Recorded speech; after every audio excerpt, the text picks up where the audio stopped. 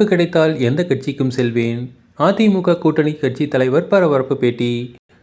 தமிழகத்தில் நடைபெறும் சட்டமன்ற தேர்தல் எப்போதும் விறுவிறுப்பாகத்தான் இருக்கும். அதுவும் இந்த முறை பல்வேறு திருப்பங்கள் நிறைந்து காணப்படுகிறது.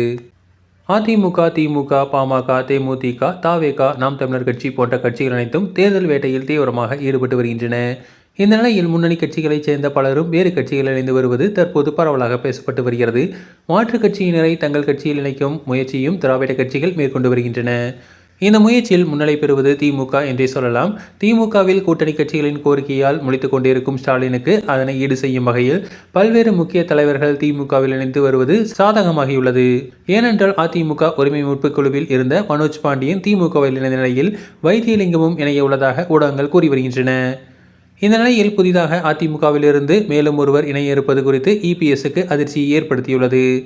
முன்னாள் அதிமுக கூட்டணி கட்சியான கொங்கு இளைஞர் பேரவையின் தலைவர் தனியரசு நேற்று முதல்வரை சந்தித்து பின் செய்தியாளரிடம் பேசினார். அப்போது அவர் வாய்ப்பு கிடைத்தால் திமுக கூட்டணி சார்பாக போட்டியிட தயங்க மாட்டேன் என்றும் அதிமுக பாஜகவின் கிளையாக செயல்படுவதாகவும் குற்றம் சாட்டினார். இவரின் இந்த கருத்து இவர் திமுகவில் இணைந்து விட்டதற்கு எடுத்துக்காட்டாக பார்க்கப்படுகிறது. கூடிய விரைவில் அதிமுக கூடாரம் காலியாகிவிடும் என எதிர்பார்க்கப்படுகிறது.